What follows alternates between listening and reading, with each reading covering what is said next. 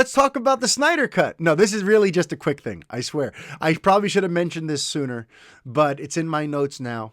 So be it. It was also finally confirmed this week that the Snyder Cut, the 4-hour Snyder Cut, is going to be rated R. And there was, of course, a big brouhaha on Twitter about that, as you had some people talking about what a terrible idea that is. And then you had people defending it tooth and nail. For me, the way I look at it is quite simple. Had this been 4 years ago, and the understanding was that this was going to be our Justice League for the foreseeable future, and that this is the Justice League that we're going to see a Justice League 2 and 3 about, and that basically this is the mainline, most well-known, because let's face it, what happens in the movies really sets the tone for everything else. So the movies are really where pop culture takes its cues from. So had they said that Justice League in 2017 was going to be rated R, I would have been pretty furious. I would have been pretty upset thinking, how could they do this? How do you make the first ever movie that has Superman, Batman, Flash, all these people working together to this is the first Justice League movie, and you're going to make it so kids can't go? Or you're going to make it's just like, why would you do that? That would have been my reaction. But now we know that that's not the case. We know that for better or worse, this Justice League that we're getting on March 18th is more than anything like an Elseworld tale. Here's just an alternate version of the Justice League story. And this kind of exists there on HBO Max. And, it's also unlikely to get sequels.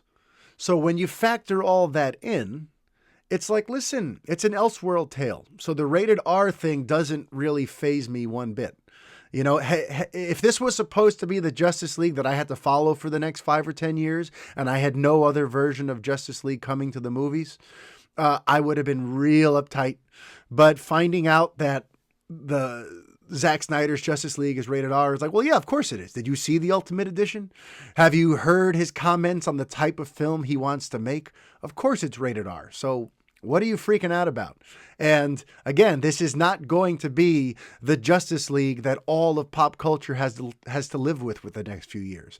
This is the Justice League that the folks on HBO Max are going to watch and potentially see more of if they deem it a large enough success over there, which in and of itself is kind of an interesting story, because Robert Meyer Burnett recently came out with some interesting comments where, while he was speaking with studio sources, the general impression he got is that Toby Emmerich and Warner Brothers are the reason that it's going to be a 4-hour movie. And that's because they think that it'll hurt its chances.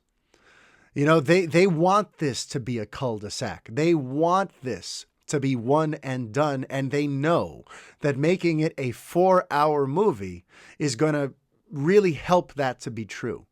Because, let's face it, I've said it many times, just a quick recap.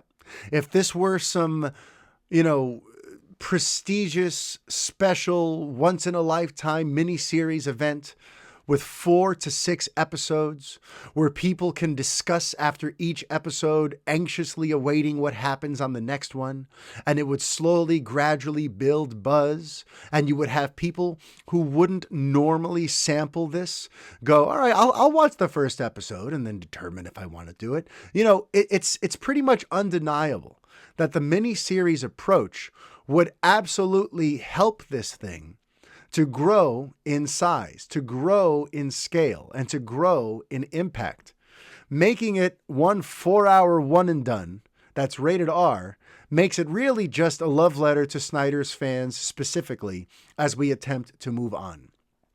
So that's just an interesting thing, because I'm not really a conspiracy theorist. I didn't want to get into that last week. I tried to kind of move around that subject a little bit, but I guess, the moral of the story is it does appear that Warner Brothers and Toby Emmerich in particular are doing what they can to make sure that ZSJL doesn't continue onward, and that the Warner Max people, or whatever you call the folks in charge of HBO Max, they're really going to be the ones who determine what happens next. If HBO Max does find all that success that we discussed earlier, they may decide to push forward.